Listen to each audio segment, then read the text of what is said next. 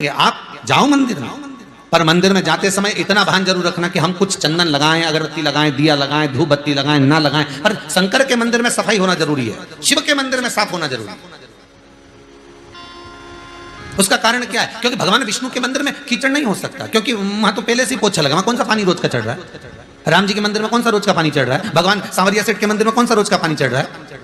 जितने भगवान के मंदिर जाओगे, भवानी आदि, वहां कौन सा रोज पानी? पर शंकर जी को तो रोज गंगा का जल चाहिए, बिना जल के तो रहता ही नहीं। तो किसी ने पूछा आखिर शंकर जी को ये रोज पानी चढ़ाने का विधान क्या वर्णन करता है? तो शिव महापुराण की कथा में विद्येश्वर संहिता में लिखा, लिंग महापुराण के अंतर्गत वर्णन करा, और साथ में स्कंद पुराण में कहा गया कि शंकर को तृप्ति का भान कराता है जल। अब कहा कि जल तो गंगा का होना चाहिए, फिर यहाँ शास्त्रों में लिखा कि गंगा का जल से अभिषेक करो शंकर भगवान का। तो अपन तो घर का लोटा से पानी भर दे, मटके का पानी ले जाए, टंकी का पानी ले जाए भगवान को चढ़ाने के लिए। तो भगवान स्वीकार करता है क्या? शिव महापुराण की कथा कहती है तांबे के लोटे में जो जल भरा जाता है और उसको शंकर के दरवाजे पर चौखट पर लांग कर जब हम जाते हैं, शिव को समर्पित करते हैं, जैसी शिव की चौखट में हम प्रवेश करते हैं, मंदिर के अंदर प्रवेश करते हैं, उस समय पर भगवान शंकर के दरवाजे के नंदी भृंगी उसको भगवान शिव के जो गण होते हैं उसको गंगा का जल निर्मित कर देते हैं, उस कलश को ही गंगा का जल कर देते हैं, उसी को गंगा जल।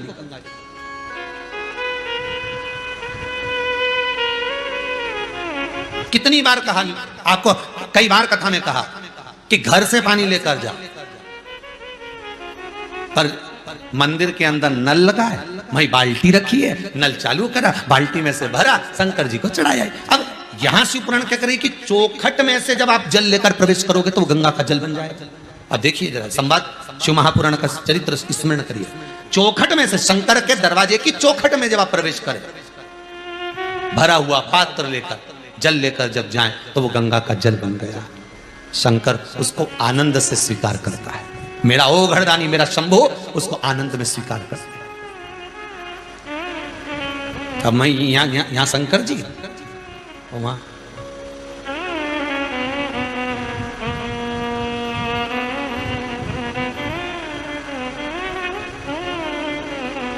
ये कुबेर भंडारी का जो मंदिर कुबेरेश्वर महादेव बन रहा है, तो कई ब्राह्मणों ने भी कहा, कई लोगों ने कहा एक काम करना गुरुजी, अंदर एक नल लगवा लेना, तो लोग वहां से पानी भर लिया करें और भगवान शंकर के चढ़ा दिया करें। हमने कहा नल तो लगवाएंगे पर कुआं के पास लगवाएंगे, यहां से लोटा भर के ले जा, चढ़ा के लोटा लाके वापिस यहीं धर,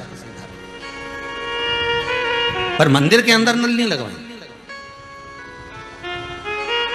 तुम्हारा क्या, तुम तो वहीं उंडेलती जाओ, ढोलती जाओ, ढोलती। शंकर जी भी सोचे घर से तो फ्री होके आई है, वैसे भी सीओर से 9 किलोमीटर दूर आई है, तो 9 लोटा तो चढ़ाएगी।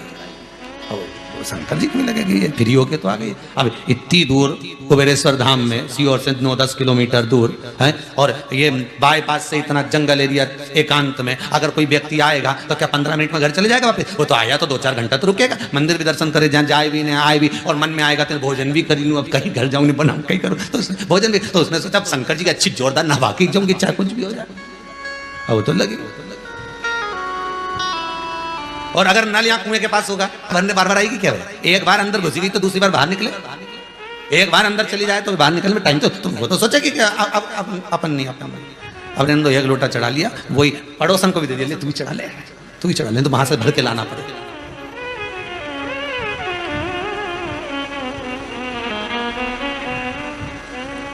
फिर कार्यकर्ता बोले एक काम करो, कुएं के पास में अपन नल लगा दो। हमने कहा काय को लगा दो? एक रस्सी एक बाल्टी दो, भरो, खींचो, चढ़ाओ, तब तो आनंद आए। अपने हाथ का बेलपत्री का पौधा तुमने लगाया, अपने हाथ की बेलपत्री का वृक्ष लगाया, और उसकी पत्ती तोड़कर जब शंकर को चढ़ाओगे तो आनंद कितना मिलेगा। अरे सावन के महीने में इतने बेलपत्री के वृक्षों की पत्तियां लोग डाली की डाली काट लेते हैं साहब, और उसकी पत्तियां अच्छी अच्छी छाटी और डाली फेंक दी। अरे डाली तोड़ने की क्या जरूरत है? लगाया एक पौधा नहीं, लगाया एक पेड़ नहीं, और ना जाने कितने वृक्षों को बर्बाद कर दिया, और ऊपर से कि मेरे शंकर जी को रिझा लिया। शंकर भगवान ऐसे नहीं रिझते, थोड़ा सा अपना भी बल होना चाहिए, अपना भी देगा तो क्या फल बस यही मिलेगा कि तू जो मांगेगी वो मिलेगा। अब बच्चों को तो समझा सकते नहीं कि ये हनुमान जी का मंदिर है, जो मांगोगे मिलेगा, ये राम जी का मंदिर है, जो मांगोगे मिलेगा, ये भोलेनाथ जी का मंदिर है, जो मांगोगे मिलेगा, ये शंकर जी का, ये राम जी का, ये कृष्ण जी का मंदिर है, जो मांगोगे मिलेगा। तो यहाँ पर पारसमवी विदुर जी की धर्मपत्नी जो 12 वर्ष की कन्या है, वो अपनी माता से पूछती है इसका फल क्या मिलेगा, तो माने कहा दिया जो तू मांगेगी वो मिलेगा। तो पारसमवी ने एक शब्द कहा, मैं मांगूंगी वो मिलेगा, बिल्कुल मिलेगा, पक्का पक्का। मैं चाहती हूं, अब इसने तो परीक्षा लेना चाहिए भगवान के, मैं चाहती हूं कि भगवान विष्णु श्री हरि मेरे घर में आकर कुछ खाकर जाए। हो सकता है? कौन कर रही है? पारसमणि। 12 वर्ष की बच्ची अपनी मां से कहती है, मां तू कहती है कि भगवान से जो मांगोगे मिलेगा। शंकर के दरवाजे पर शंकर की आराधना करने वाले व्यक्ति को जो मांगता है वो मिलता है। तो मैं शिव को जल चढ़ाती हूँ, मैं शंकर की आराधना करती हूँ, मैं शिव को अभिषेक करती हूँ, और अभिषेक झाड़ू पोछा सब मैं करती हूँ, पर मैं शंकर से आज तुम्हारे कहने पर मांगती हूँ कि क्या मुझे देगा? इतने में पारसमणि की माता ने कहा जरूर देगा, विश्वास रख और जो तू मांगेगी वो देगा। तो पारसमणि ने आज भगवान शंकर के मंदिर में झाड़ू पोछा कर भगवान शिव का जब श्रृंगार करने बैठी, पेड़ों की पत्तियां तोड़ कर ली आई और पत्तियों से शंकर जी के शिवलिंग का श्रृंगार कर रही पारसमणि। विदुर जी की धर्म पत्नी जो 12 वर्ष की अवस्था में वो पारसमणि वो श्रृंगार कर रही, और श्रृंगार करते करते बाबा से कहती है मेरी एक तमन्ना है, वो भी मेरी मां ने कहा कि भगवान से जो मांगोगे मिलेगा, तो मेरी तमन्ना पूरी करना। मेरे दरवाजे पर मेरे घर में भगवान विष्णु मुख झूठा करने आए, ये मेरी आपसे विनती है। अब कई लोग कहे कि दुर्योधन के 56 भोग छोड़ दिए और विदुर जी के यहाँ क्या था ऐसा, क्यों गए, किस लिए गए? ये शंकर की आराधना करी थी इसलिए गए।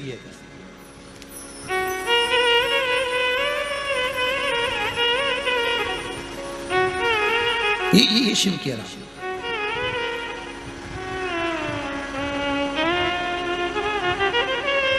जैसे कोई बच्चा पलने में पड़ा हुआ हमारा है, और भगवान अब विद्रानी बोल रही कैसा लगा? भगवान बोले ऐसा लगा जैसे 100 किलो के कपास पे हम बैठे हैं, है? अच्छा लगा। विद्रानी बोली मैं तुम्हारे लिए खाने का लेकर आती हूँ। भगवान मन में सोचे बिठाया ऐसा है तो खिलाएगी कैसा? भगवान बोले रहने दे, मेरा तो पेट भरा है। विद्रानी बोले काय को भरा? हम तो तुम्हारे लिए लेके आएंगे, काका रखे गए केले हम जरूर लेकर आएंगे। अब इनको मन में संतुष्टि हो गई भगवान को, चलो कम से कम केले तो लाई, और केले लेके आई 1 दर्जन और बैठ गई नीचे, और जो बैठ के केले हम तुम्हारे को खिलाएंगे। भगवान बोले ला मेरे को दे, मैं खा लूं। काकी बोले ऐसे कैसे खा लूं, छील के खिलाऊंगी। अब भगवान को क्या मालूम था कि छील के ही खिलाएगी। और वो छिलकती जाए, अंदर की गिरी फेंकती जाए, छिलका भगवान को दे दे, जैसे कमल के फूल की पंखड़ी खिला के दे। भगवान पूछे ये क्या है? विद्रानी बोले केला। तो जो नीचे पटका वो तो कि वो छिलका।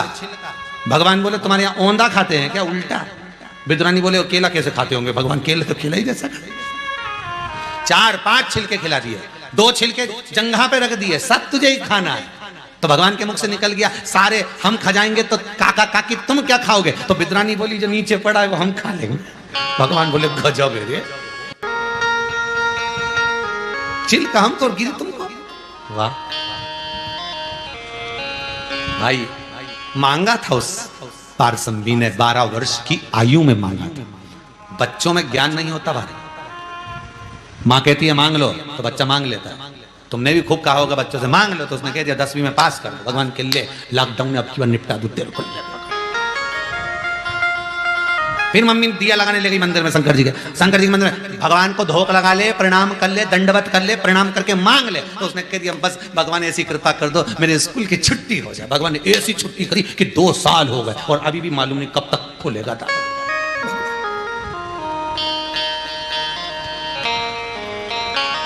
अब वो तो कहीं की ऐसी माता नहीं मिल रही जो बच्चों को शंकर जी के मंदिर में जाके खिलवा दे कि स्कूल खोल दो।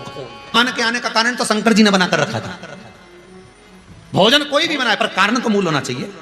कारण शंकर जी ने बनाया था कि मां नहीं जाएगा भोजन करने के लिए, मेरा सांवरिया, मेरा सेठ, मेरा ठाकुर, मेरा कृष्ण। और इस पारसमणि के एक 12 वर्ष की आयु के बच्ची के भाग्य खुल गए जो विदुर जी के साथ में बिहाई और भवन में निवास कर रही थी। और आज भगवान दरवाजा बजा दिए। दरवाजा बजाते से ही सुध भूल गई। मुझे मालूम था आप आएंगे क्योंकि काका कह कर गए थे, आए कुछ पाओ, और वो केले का छिलका पाया। ये शिव की ही करुणा है। शंकर किस चीज का फल कब देता है मालूम नहीं पड़ता। कोई कोई चीज ऐसी होती है, आप अगर कुंवारी अवस्था में सोमवार का व्रत कर रहे हो, आप कुंवारी अवस्था में शंकर जी की पूजन कर रहे हो, आप कुंवारी अवस्था में शंकर जी को लोटा भर के पानी चढ़ा रहे हो, उसका फल कब मिलेगा ये शिव जान सकता है। विवाह के बाद मिले, विवाह के प्रथम में मिले, कब मिलेगा ये शंकर के हाथ।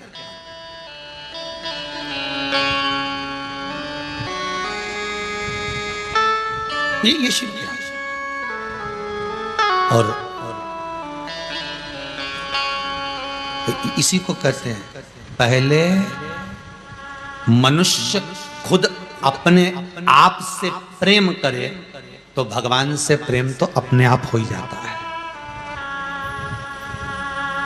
हम जमाने से प्रेम करते हैं, हम जमाने से प्रेम करना चाहते हैं। पर अपने आप से हम प्रेम ना कर पाए। इस मन से, इस आत्मा से, इस चित्त से, इस वृत्ति से भीतर बैठे हुए उस परमात्मा से हमने प्रेम ही ना करा, और जगत से हम प्रेम करें। भगवान कहां हो?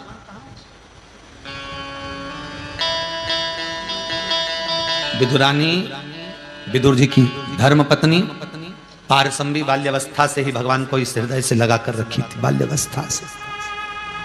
शिव ओघरदानी का भजन कीर्तन करते करते करते करते, बहुत सुंदर बात है। देखो रामचरितमानस में लिखा है कि राम जी महाराज किसका भजन करते हैं, किसका पूजन करते हैं। जम के बोलो जरा, जितने लोग आस्था पे कथा सुन रहे हो, जितने मोबाइल पर कथा सुन रहे हो, राम जी महाराज किसका पूजन करते हैं? शंकर जी का। भगवान कृष्ण किसका पूजन करते हैं? शंकर जी का। शंकर जी किसका पूजन करते हैं? राम और कृष्ण का। शंकर जी किसका पूजन करते हैं? भगवान विष्णु का।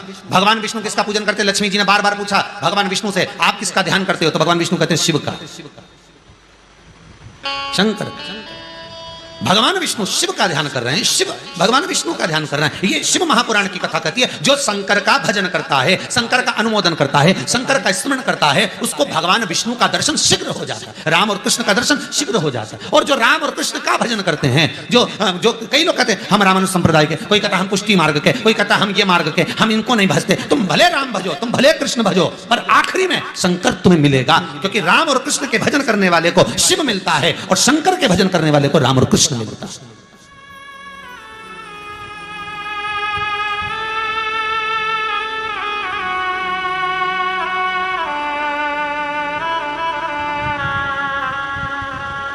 भजन तुमने राम का भजन करा, शंकर मिलेगा।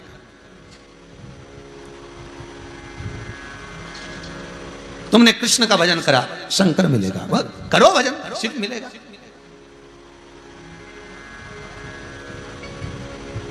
श्री रामानुजाचार्य, श्री वल्लभाचार्य, श्रीमद वल्लभाचार्य, ये जितने भी हमारे राष्ट्र के संत, साधु, सन्यासी, तपस्वी, साधक, उपासक जितने भी हैं, जिन्होंने भी पंथ का निर्माण करा, हमने ये वाला पंथ बना दिया, हमने ये पंथ बना दिया। पहले कोई पंथ नहीं चलता था, पंथ एक ही था, प्रतिमा नहीं चलती थी, केवल शिवलिंग।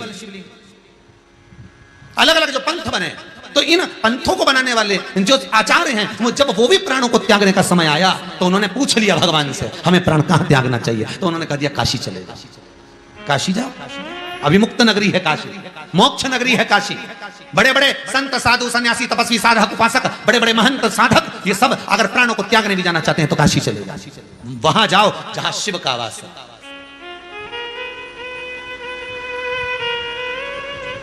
जहां शंकर निवास करता है।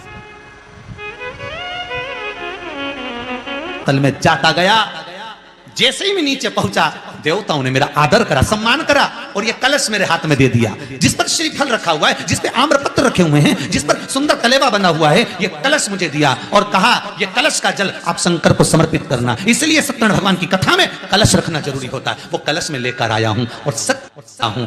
सुनो ब्रह्मदेव, मुझे भगवान शंकर के चरण नहीं मिले। शिव जी ने कह दिया बस यही सत्यनारायण है। ये कथा थी जो कराई थी, पर आज तक दुनिया के लोगों को नहीं मालूम कि कथा कौन सी। वो तो 5 अध्याय में तो लिखा है कि वो लक्कड़हाने ने कथा कराई, पर कथा कौन सी है वो तो ढूंढो। ने लीलावती ने कराई, कलावती ने कराई, कथा कौन सी थी? कराई तो सही, कथा कौन सी थी वो ढूंढा जाए। कथा ये थी।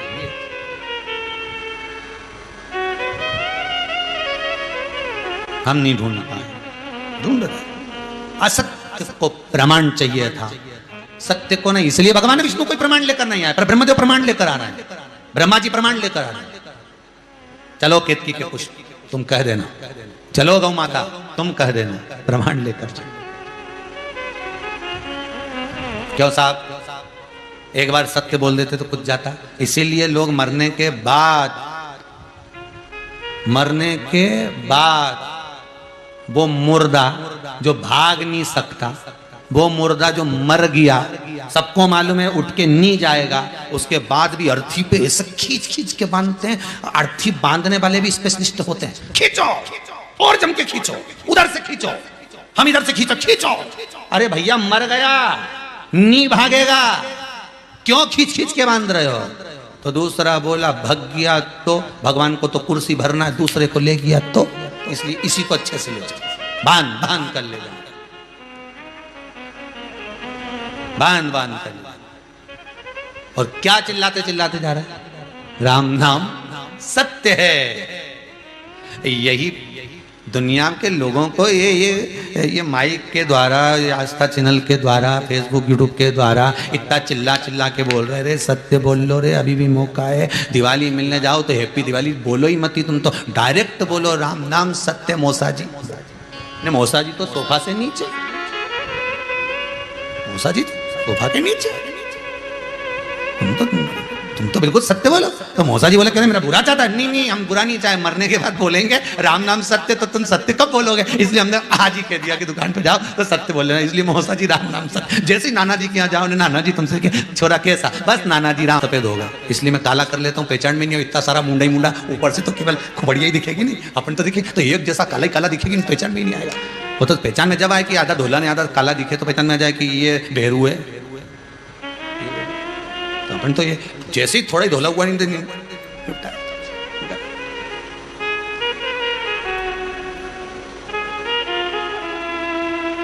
क्या राम नाम सत्य। ले शंकर जी के दरवाजे पर जाए, पहुंचे, चिल्लाते चिल्लाते जा रहे बड़े प्रेम से। ओहो, शंकर भगवान तो नाचने लगे। पार्वती जी बोली काय को नाच रहे हो? शंकर जी बोले अपने घर में मेहमान आया है।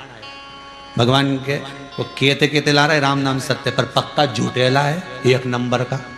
दुकान पे बैठा रहता था तो कहते घरे, और घर में आए कहीं का बेचारा मिलने तो कहते दुकान पे, और दुकान पे जाओ तो कहते बाजार गया, बाजार जाओ तो कहते वो तो अब भी गया। इतना झूठेला आदमी कहीं संसार में मिलेगा? ये तो नरक मिलेगा। शंकर भगवान बोले अपन को इससे मतलब नहीं, अपन तो वो राम नाम सत्य बोल के आ रहे नहीं, उसके चक्कर में नाच रहा है कि भले मर गया पर इत्तों के मुंह से राम राम तो खिलवा गया। भले मर गया पर जो टोक के ला रहा है कंधे पर, सब राम का नाम लेते लेते तो आ रहा है। बस यही जीवन की सत्यता है, उसको आपको अपनाना पड़ेगा कि जीवन की सत्यता सत्य में, जीवन की सत्यता सत्यता के भाव में, झूठ का।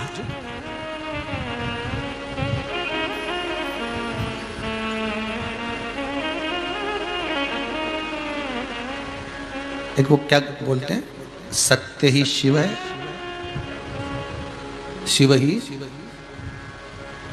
सत्यम शिवम सुंदरम। ये मस्तक पे 3 रेखा, सत्यम शिवम सुंदरम।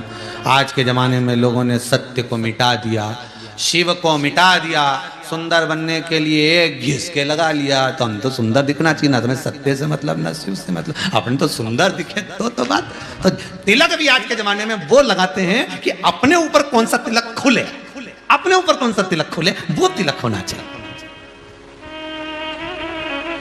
बस वही सत्य को। आज आप लोगों को बड़ी खुशी होना चाहिए, जितने लोग टीवी पे कथा सुन रहे हो, सबको खुशी होना चाहिए कि स्कंद पुराण का एक चरित्र आपको मिल गया। सत्यनारायण भगवान की कथा कौन सी थी ये मालूम पड़ गया।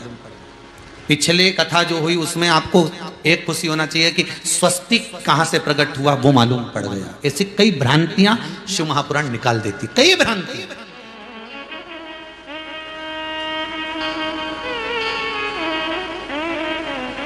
हमारे भीतर की भ्रांतियां निकल जाए तो शिव कथा। सत्यनारायण भगवान सत्य बोल दिए, और जैसे ही सत्य बोले चारों तरफ देवलोक में दुंदुभियां बजने लगी, आकाश मार्ग में चारों तरफ आनंद समाहित होने लगा। चारों तरफ ब्रह्मदेव। अब भगवान विष्णु का समय पूर्ण हुआ, ब्रह्मा जी का समय चालू हुआ। और ब्रह्मदेव जी से पूछा बताओ जरा ब्रह्मा जी, अब तुम बताओ सिर मिला?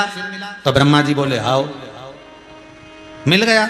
हाउ, हमने तो भगवान शंकर के शिखर का सिर का दर्शन किया, मस्तक का दर्शन किया। इतने में शंकर भगवान के शिवलिंग में से आकाशवाणी हो गई, पक्का झूठ बोल रहे हैं ब्रह्मा जी, पक्का। तो ब्रह्मा जी बोले ये आकाशवाणी झूठी है। मतलब कोई सत्य का प्रमाण भी देना तो लोग सत्य को नकारना, झूठा साबित कर देते। नहीं, हमने तो ऐसा किया ही नहीं, मैंने तो पक्का मैंने ऐसा बोला ही नहीं है, मैंने तो ये किए ही नहीं है, मैंने तो बात की ही नहीं है। तो अब सत्य को प्रमाणित नहीं देना, ठीक है, ठीक।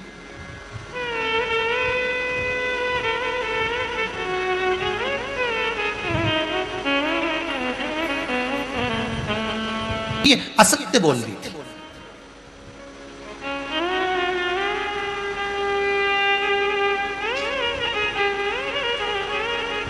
ये झूठ बोल दी है। इसलिए पीछे से ना। हिंदू धर्म में सारी परिक्रमा आगे से, हिंदू धर्म में गौ माता की परिक्रमा पीछे से, पूंछ से चालू होकर पूंछ पे विराम होती है। गाय की परिक्रमा पूंछ से चालू होकर पूंछ पर विराम। इसलिए इस कुबेरेश्वर धाम में जो गौशाला बनाई गई है, उन गाय का मुख एक दूसरे के सामने रखा गया। पूंछ से आप परिक्रमा कर पूंछ पर विराम कर सकते हो। चारों तरफ घूमोगे तो पीछे से ही भाग का दर्शन होगा, आगे भाग का नहीं। यहाँ गौशाला जो शास्त्रों के प्रमाण के अनुसार जैसी गौशाला होना चाहिए वैसी ही कुबेरेश्वर धाम में बनाई। शास्त्रों के प्रमाण के अनुसार जैसा कुबेर भंडारी का मंदिर होना चाहिए वैसा ही बन रहा है। ये शिव की आराधना, ये शिव की कृपा, ये शंकर का मंदिर। हे भोले ओ घड़ी दयालु दातार। कभी हम तो आप सबसे कहेंगे, आप लोग जो दान देने वाले हो, गौशाला, वृद्धाश्रम, मंदिर के लिए जो दे रहे हो, भोजनशाला के लिए दे रहे हो, आपसे निवेदन है, आप बहुत बड़े बड़े तीर्थ गए हो, पर कभी योग लगे एक बार। अब ये लॉकडाउन सब हटने दो, थोड़ा सा ये कोरोना महामारी की 1 लेयर 2 लेयर 3 लेयर ये सब पूरी होने दो, और गंगा की लहर आन दो। तब जब अच्छा हो जाए तो एक बार आकर दर्शन जरूर करना कि तुमने जो धन दिया वो अच्छी जगह लग रहा है कि नहीं लग रहा। शंकर के मंदिर में, कृष्ण मंदिर में, गौ माता में, भोजन भंडारे में सही जगह लग रहा है कि नहीं लग रहा, वो जरूर एक बार देखने जरूर आना, दर्शन करने जरूर आना। भाई बेटी को देते हो ना तो जाके मिलते हो कि नहीं मिलते, कि कैसी है, सुखी है कि दुखी। उसी तरह लक्ष्मी दो तो पहले एक आध बार आके तो देखो कि तुमने जो रुपया दिया वो सही जगह लग रहा है कि नहीं लग रहा। कहीं मालूम पड़े यहाँ होटल वोटल तो नहीं बना दी महाराज ने, एक आध बार आके देखो तो शरीर है। सीहोर से जब भी निकलो इधर आजू बाजू जाए कहीं भी जाओ तो नेट पे सर्च कर लो कुबेरेश्वर धाम, चितावलिया, हेमा, बस आपने पहुंच जाना। भले महाराज मिले नहीं मिले, कोई मिले नहीं मिले, पर मंदिर तो मिलेगा नहीं, गौ माता तो मिलेगी।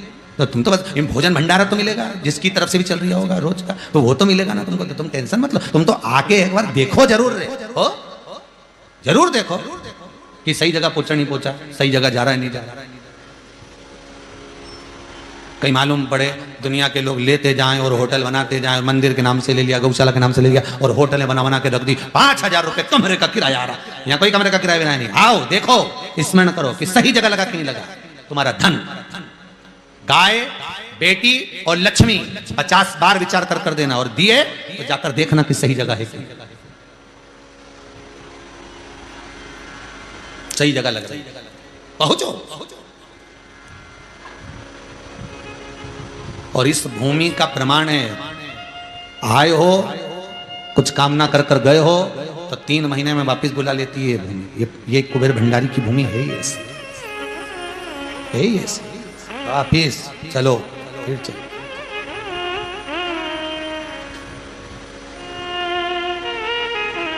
महाराज ब्रह्मदेव, गौ माता तूने झूठ बोला, श्राप। अब ब्रह्मा जी से पूछा भगवान विष्णु ने, एक मौका और है सत्य बोलने के लिए। माता, पिता, गुरु, घर के बड़े आपको बार बार मौका देते हैं सत्य बोलने का। आखिरी मौका है ब्रह्म तुम्हारे पास में। ब्रह्म जी, आप ब्रह्मदेव सत्य बोल दो। क्या भगवान शंकर के शिवलिंग का शीश मिला? ब्रह्मा जी तो भी असत्य बोल देते हैं कि हाँ मैंने शीश देखा है। भगवान के शिवलिंग में से शंकर प्रकट हो जाते हैं, और प्रकट होकर उन्होंने पैर के अंगूठे का नख तोड़ा, फेंका, काल भैरव प्रकट कर लिया। काल भैरव से कहा जा और इस ब्रह्मा का सिर काट दे जिस मुख से ये असत्य बोल रहा है। कहां 5 मुख थे, कहां 4 ही बचे।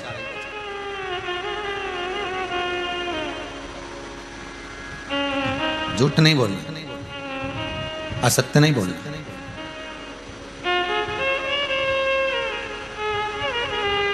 बहुत अच्छी बात कर रहा है, ध्यान से सुनना।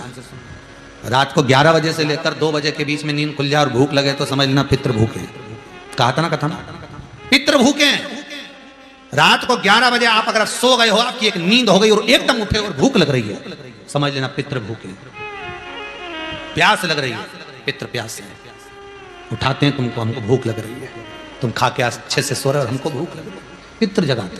और दूसरा प्रसंग आज निकला है, भोजन करते करते अंदर से गाल कट जाए, जीवान कट जाए, रक्त आने लगे, कहीं कुछ मुंह में कट रहा है, खाते खाते गाल कट गया, जीवान कट गई, समझ लेना 1 हफ्ते के अंदर कम से कम 11 बार तो झूठ बोल चुका था, इसलिए चिमटा खोड़ दिया है। असत्य है।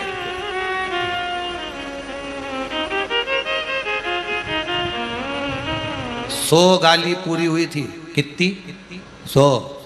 और भगवान ने उसकी मुंडी उड़ा दी, सिर काट दिया, मस्तक शिशुपाल का। शिशुपाल खूब गाली दे रहा था, खूब सिंहासन पे बैठ के ऐसी ऐसी गाली दे चकाचक, भगवान जी के देता रहे। आग लगे बस्ती में, अपन रो मस्ती में। अब इसने गाली बकता बकता 98 हो गई, और 98 होके चुप हो गया। तो भगवान कृष्ण के चिंता पड़ गई, 2 और बक दे बापड़ा, ये 2 बके नहीं, इसको निपटाया नहीं।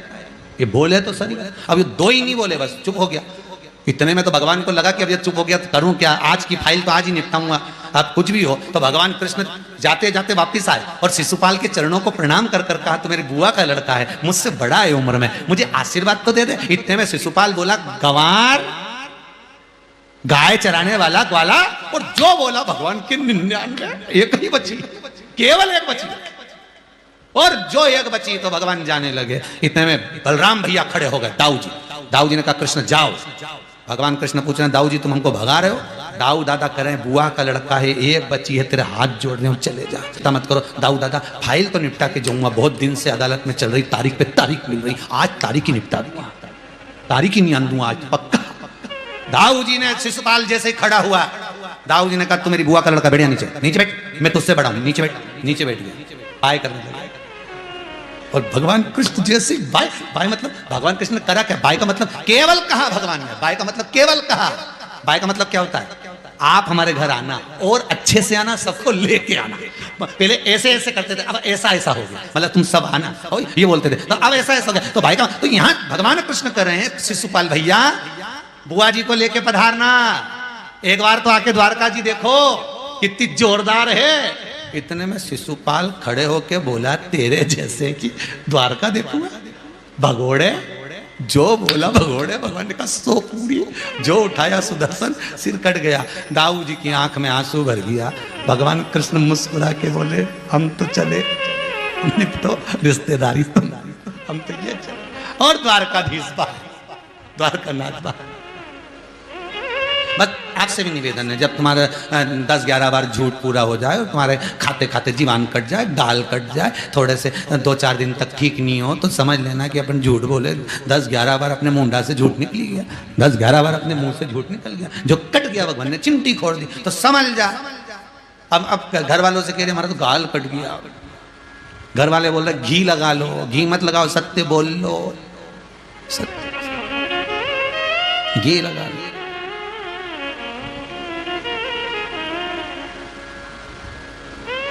कितना प्रमाण दे भगवान भी, भगवान भी सोचे कि मैं कितना आके बोलूं, कितना समझाऊं इनके, हम समझे तो मैं कहीं करूंगी, बताओ अच्छा है क्या करूं, क्या इनके लिए क्या क्या कर सकता हूं? इतना इतना समझाने वाला मैं मिला, पर समझने कोई तैयार नहीं है। बताओ, समझे ही नहीं है तो सुधरने कोई तैयार नहीं।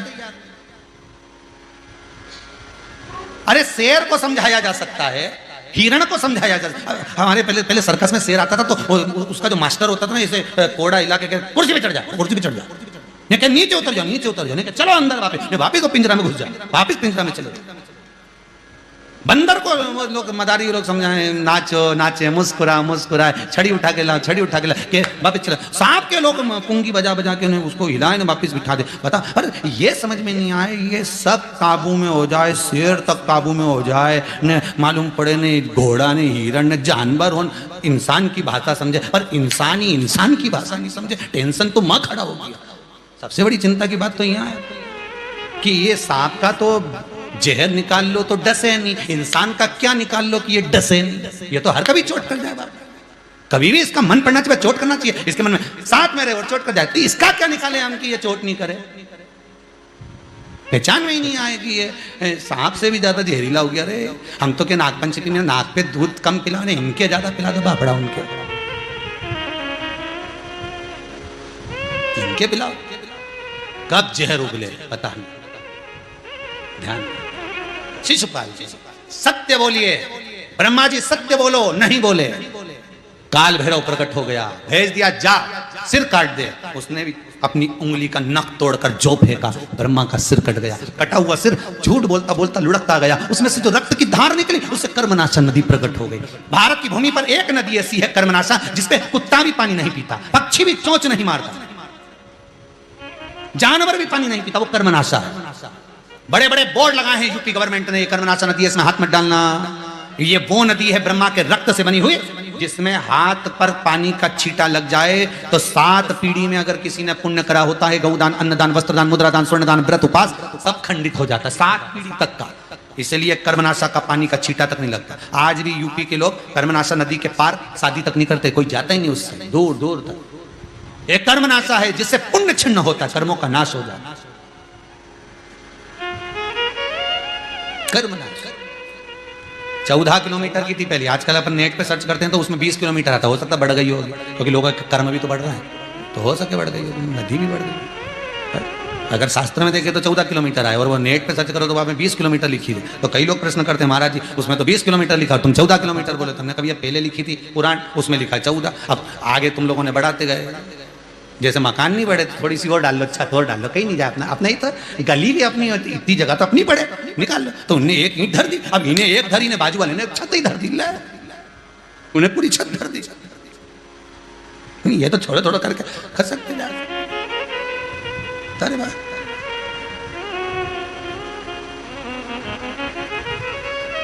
तो बोले नहीं तो मोबाइल बच जाए, अरे वो झूठे, बस इतना के नहीं तो बस काम हो गया। एक फंक्शन मोबाइल में और फिट करो, जैसे व्हाट्सएप डाउनलोड करते हैं, जैसे और चीजें डाउनलोड करते हैं, ऐसे एक ऐप ऐसा बनाया जाए कि व्यक्ति जैसे ही झूठ बोले ना मोबाइल अंदर से बोल पड़े, झूठा, कपटी, भेरू, कालिया, बस ऐसा बोलना चालू कर दे तो लोग समझ जाएंगे कितना झूठ बोल रही है। बापड़ा बता, इसमें ऐसी ऐसी चीज ऐसे डाउनलोड करके डाल दे। तो जितने मोबाइल बनाने वाले कंपनी वाले हैं, मेरा निवेदन है अगर कथा सुन रहे हो, तुम्हारे घर की कहीं बहुएं सुन रही हो, बेटियां सुन रही हो और तुम्हारी बुद्धि में अगर कहीं आ जाए तो एक फंक्शन ऐसा फिट कर दो रे कि इसमें झूठ पकड़ा जाए, कि जैसे ये बस झूठ बोले और मोबाइल बोल दे, अरे वो झूठे, बस इतना ही बोल दे नहीं तो काम हो गया। जैसे किसी का मोबाइल आता है तो रिंगटोन बजती नहीं, बस झूठ बोलते तुम्हें वो, क्योंकि शरीर से तो टच रहे, स्किन टच, तो शरीर से टच रहेगा तो शरीर से ही झूठ निकलता है। तो तरंगों से ऐसा काम हो जाए तो ऐसी बात हो, तो जैसे टच शरीर से लगा रहेगा और जैसे ही ये झूठ बोलेगा नहीं तो आवाज आ जाएगी झूठा कहीं का, बस इतना बोल दे बहुत, फिर तो लोग समझ जाएंगे झूठ बोल रहा, तुरंत लोग भाग जाएंगे दूर, चलो इससे दूर हटो, दूर हटो यहाँ से। वो तो हमें मोबाइल बनाना नहीं आता, नहीं तो हम फिट कर देते उसमें। हमें तो मोबाइल उठाना नहीं आता, नहीं तो हम कई लोगों की बड़ी समस्या है, कई लोग फोन कर करके बोलते हैं हमें सीओर वाला महाराज से बात करना, हमें यह पूछना। अरे कई पूछे दादा महाराज के, कई आए बापड़ा के नीचे उतरी ने, महाराज गए प्रदीप मिश्रा ले गया, यहाँ तो पंडित प्रदीप मिश्रा ऊपर बैठे तो नीचे उतरे तो प्रदीप मिश्रा, यहाँ तो बाँचने वाला शंकर, बचाने वाला शंकर तो अपने से। कई लोग क्या हमें महाराज जी से बात करना है, कई करे महाराज जी से बात करके कथा सुना नहीं 2 बजे 5 बजे तक, अपने तो कथा का आनंद लो, चकाचक सुनो, आनंद में अलमस्त होकर जीवन की आनंद सीमा तक पहुंच जाओ, शंकर के दरवाजे तक, तो जीवन का सुख।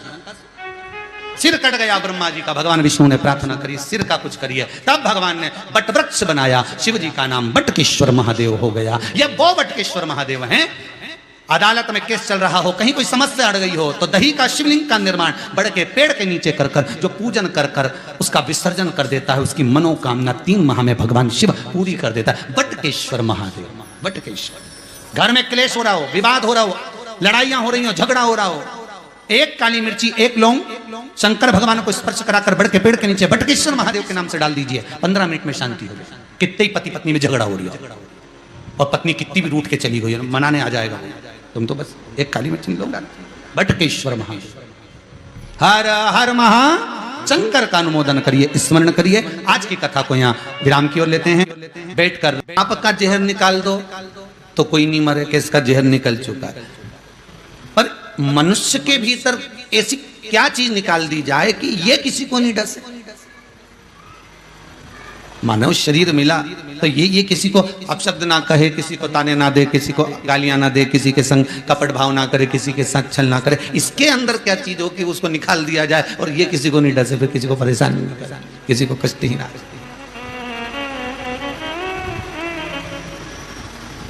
सांप का तो जहर निकाल दोगे तो फिर भय नहीं रहता, पर मनुष्य का क्या निकालोगे कि भय ना हो।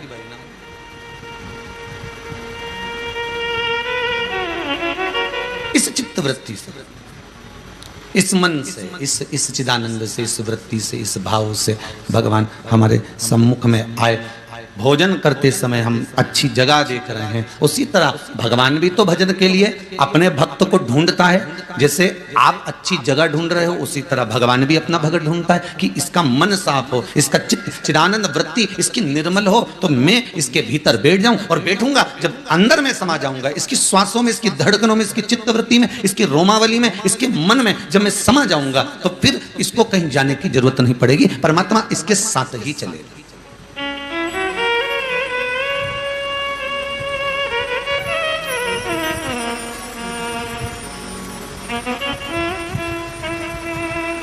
ठीक है, कुएं का पानी खराब हो गया, अगर कुएं का पानी खराब भी हो गया तो समझदार लोग कहेंगे थोड़ी दिन रुक जाओ, जरा 2-4 दिन भरे रहने दो, ये मिट्टी जो है ना सारी ये नीचे दब जाए। मिट्टी नीचे गई, कुएं का पानी साफ हुआ कि नहीं हुआ? अरे बोलो तो, हो गया नहीं साफ?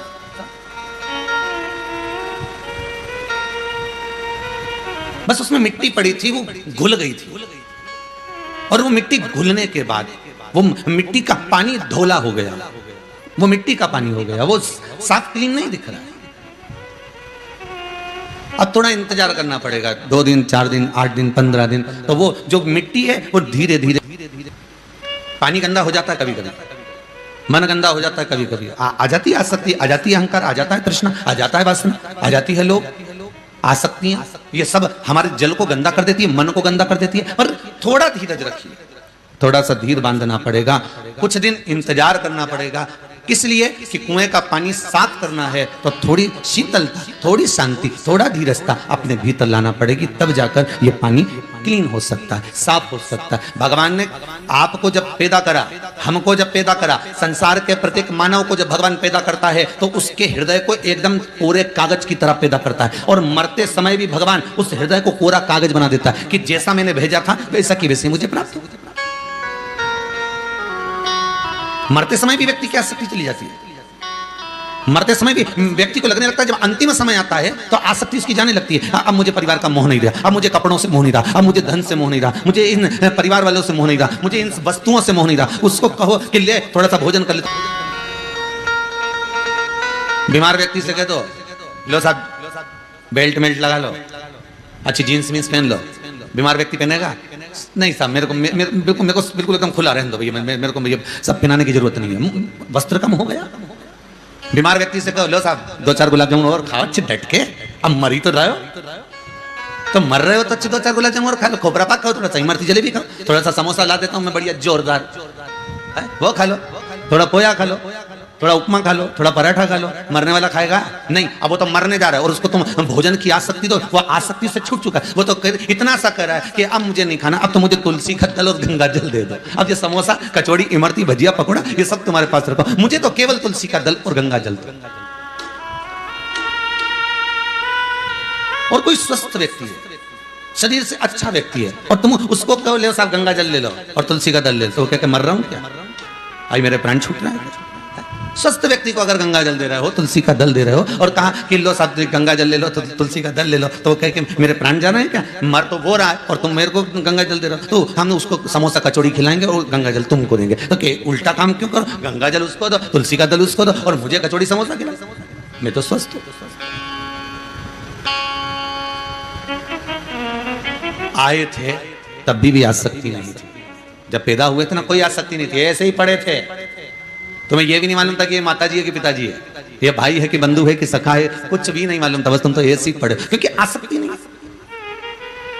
और मरे तब भी आसक्ति नहीं, मरते समय भी सारी आसक्ति। हम वस्त्र कोई के जींस पहन लो, कोई के कुर्ता पजामा पहन लो, हो सब पड़े रहते, मैं तो नहीं पहन दादा, मेरे को तो एक कपड़ा उड़ा दो बस बहुत है। और मरने वाले व्यक्ति को भोजन की आसक्ति भी छूट जाती है। अब मरने वाले व्यक्ति से तुम कहो कि लो सब 2-4 हाथ में अंगूठी पहन लो, ने चेन पहन लो, ने बढ़िया जोरदार हाथ में कड़ा मड़ा पहन लो, तो क्या मरने जाइए तो क्या सोने का कड़ा मड़ा पहन लो, और जो पहना सब उतार लो, तो घबराहट हो रही है, मतलब सोने से भी आसक्ति छोड़ दो।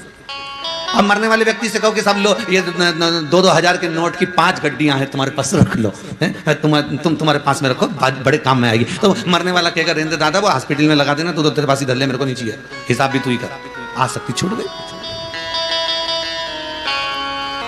ना धन, ना दौलत, न सत्ता, न सम्मान, न वस्तु, किसी भी चीज की आसक्ति मनुष्य को नहीं रहती। आया तब भी, गया तब भी, सब आसक्तियों से वो वंचित है, सारी आसक्तियों से वो छूट चुका है। भक्ति संतन कर संगा, दूसरी रति मम कथा प्रसंगा। अगर मां अंबा, सबरी अंबा, आपने अगर मेरी भक्ति को धारण करा है, सत्संग किया है, तो तुम मुझे जानते हो कि अंतिम बिंदु और प्रथम बिंदु में कुछ भी नहीं है। ये बीच में जो समय निकला है, बस यही आसक्तियों से भरा।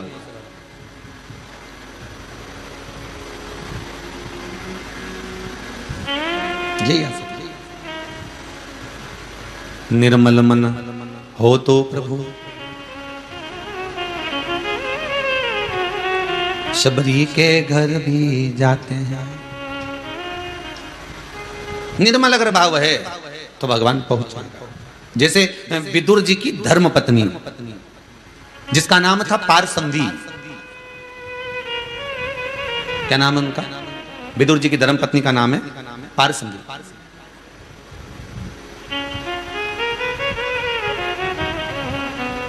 वो बड़ी शिव की उपासक है। श्री विदुर जी महाराज की धर्म पत्नी जब बाल्यावस्था की थी पारसंधी, मात्र 12 वर्ष की अवस्था की पारसंधी अपनी माता के साथ में शंकर जी के शिवालय की पूजन करने के लिए जाती थी। विदुर जी की धर्म पत्नी। कई लोगों ने एक प्रश्न खड़ा करा था, महाराज ये बताइए कि भगवान ने 56 भोग छोड़कर विदुर के घर के केले के छिलके क्यों खाए? कारण क्या था? कारण ये शिव महापुराण की कथा कर रही है। कोई के भाग्य में आपके लिए लोगों ने दाल बाटी बना कर रखी, आपके लिए लोगों ने मालपुआ बना कर रखा, रबड़ी बना कर रखी, खीर बना कर रखी, और आपके लिए इतना सारा पकवान बना कर रखा, और आप चले गए वो सामने, और वहां जाके तुमने कहा लाओ सब रोटी दे दो। तुमने कहा सब आज की तो नहीं है, 2 दिन पुरानी रोटी रखी, दे दूं? तो क्या दे दो। अब तुम्हारे लिए इतना बना कर रखा और तुम बासी रोटी खाओ, तो तुम्हारा भाग्य।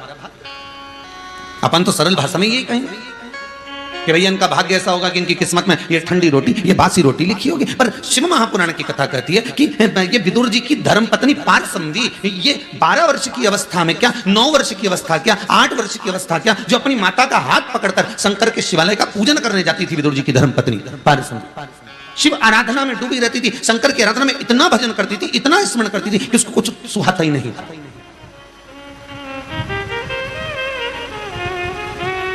थोड़ा सीखिएगा इस शिव महापुराण से। जितने लोग आस्था चैनल पर कथा सुन रहे हो, फेसबुक यूट्यूब पर कथा सुन रहे हो, जरा सुनिएगा कि बाल्य अवस्था में शंकर के मंदिर में 1 लोटा पानी चढ़ाने का फल क्या है। बाल्य अवस्था में शंकर के मंदिर में झाड़ू लगाने का फल क्या है। बाल्य अवस्था में शंकर के दरवाजे पर जाकर सफाई करने का फल क्या है। बाल्य अवस्था में शंकर के मंदिर में पहुंचकर पोछा लगाने का फल क्या है। शंकर जी के मंदिर में पहुंचकर जलाधारी को साफ करने का फल क्या है। शंकर जी के मंदिर में नंदी के स्नान का फल क्या है। जरा समझिए शिव महापुराण से।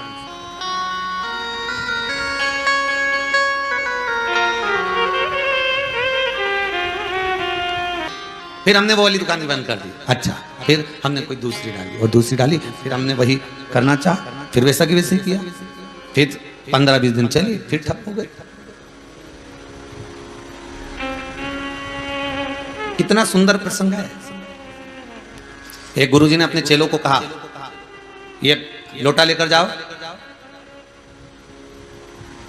50 फीट खड्डा खोदना, पीने का पानी लेकर आना, जाओ जरा।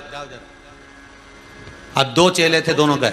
एक ने इधर खड्डा खोदा, एक ने उधर खड्डा खोदा। अब एक जो खड्डा खोद रहा था ना, वो थोड़ा बहुत 15-20 फीट तक तो खोद ले। खोदने के बाद में 50 फीट तक खोद लिया, पर पानी तो आया नहीं। इसने दूसरा खड्डा खोदना चालू कर दिया, अब उसमें भी पानी नहीं आया। इसने तीसरा खड्डा खोदा, इसमें भी पानी नहीं आया। चौथा खड्डा खोदा, उसमें भी पानी नहीं आया। और वो व्यक्ति खड्डा खोद रहा है, एक और शिष्य खड्डा खोदे जा रहा है। गुरुजी ने कहा आ जाओ वापिस। ये वापिस गया, पानी निकला। अरे गुरुजी, एक नहीं 10 खड्डे खोद लिए और पानी नहीं निकला। अच्छा, दूसरा चला आया लोटे में पानी भरकर, बेटा तू पानी लिया? हाँ गुरुदेव, मैं लिया। खड्डा खोदा? हाँ गुरुदेव। 50 फीट में नहीं निकला, मैं और खोद दिया, पर पानी निकल गया, मैं लेकर आ गया। अच्छा, ला पानी। गुरुजी ने पिया तो चेले से कहा, ये देख, 10 जगह पर खड्डे खोदोगे तो पानी मिलने वाला नहीं है। एक ही जगह दम से खोद ले, पानी निकलकर बाहर आ जाएगा। उसी तरह 10 जगह पर जाकर भटकोगे, 10 जगह पर जाकर माथा रगड़ोगे, 10 जगह पर जाकर विनती करोगे, 10 जगह पर जाकर प्रार्थना करोगे, तो काम होने वाला नहीं है। बस एक जगह शंकर को ऐसा पकड़ ले, शिव का अनुमोदन, शिव का स्मरण ऐसा कर ले और शंकर की भक्ति में एक बार इतनी तल्लीनता से डूब जा, इतना डूब जा कि अंतिम क्षण में वही शंकर तुझे दर्शन देने आ जाए, तो समझ कि तूने खड्डा खोदा। नहीं तो मालूम पड़े थोड़े दिन आए, अभी थोड़े दिन आएंगे तो गणेश जी को मना लो, थोड़े दिन शंकर जी को मना लो, थोड़े दिन देवी जी को मना लो, थोड़े दिन इनको मना लो, थोड़े दिन उनको मना लो, सारे देवी देवता को मना लिया। अब सारे देवता तो भैया खा पी के चलेगा। उन्होंने कहा अपन तो मेहमान थे, अब इसके घर में एक देवता, अब गणेश जी आए तो मेहमान, देवी जी आई तो मेहमान, पितृदेव आए तो मेहमान, लक्ष्मी जी आई तो मेहमान। इस मृत्यु लोक में जितने आ रहे हैं सारे मेहमान है, पर मृत्यु लोक का एक देव है, वो देव अधिदेव महादेव है। बस उसको अगर पकड़ लिया होता, उसका स्मरण अगर हमने कर लिया होता, उसकी भक्ति में अगर हम डूब गए होते, इतना डूब गए होते, इतना नीचे चले गए होते कि एक दिन देव अधिदेव महादेव, मेरा शंकर, मेरा करुणा सागर, मेरा त्रिकालदर्शी, मेरा कैलाशी सम्मुख में आकर खड़ा हो जाता, बिल्कुल सामने आकर खड़ा हो जाता,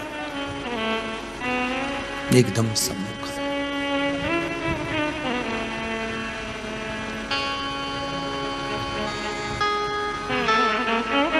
फिर कहीं चित्तवृत्ति कहीं जाए ना, मन कहीं जाए ना, विचार कहीं जाए ना, सामने खड़ा हो। विदुर जी की धर्मपत्नी बाल्यावस्था में पारसंवी कह रही है, विदुर जी की धर्मपत्नी पारसंवी कह रही है, माँ अगर हम पूजन करेंगे, इसके माँ अगर हम पूजन करेंगे और यदि हमने पूजन करी और पूजन करने का शंकर जी के पूजन करेंगे तो इसका फल कब मिलेगा? मिलेगा कब?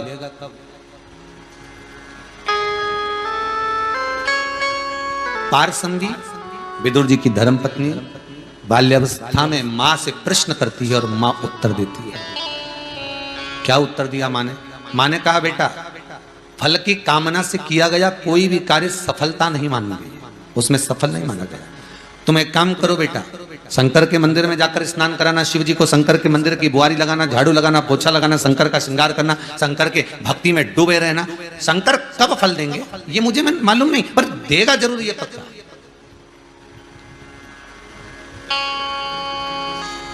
पूजा अर्चना, भजन, कीर्तन, स्मरण, दान, पुण्य, सत्कर्म, ये कभी खाली नहीं जाता, कभी खाली नहीं जाएगा। आप अगर आज ये आजीवन भोजन भंडारे के सदस्य बन गए हो और आपने आजीवन भोजन भंडारे के सदस्यता ग्रहण कर ली, मान लो आपने 21,000 रुपए जमा भी कर दिए कुबेरेश्वर धाम में और आजीवन भोजन भंडारे के सदस्य बन गए, पर ये केवल भले तुमने अपना नाम लिखा या भले तुमने अपनी तारीख लिखाई कि इस तारीख को हमारा भोजन आजीवन चलना चाहिए, पर केवल तुम अकेले नहीं तरे हो, तुम अकेले को मोक्ष नहीं मिला, तुम अकेले को तारणता नहीं मिली है। अर्थात जितने भी तुम्हारे कुल के होंगे, जितने भी तुम्हारे परिवार के होंगे, उस दिन अगर भोजन बन रहा है, ब्राह्मण अगर भोजन कर रहे हैं, संत साधु सन्यासी तपस्वी साधक राहगीर अगर भोजन कर रहे हैं, तो उसका फल प्रत्येक जीव को मिलना है, उस कुल के व्यक्ति को प्राप्त होगा।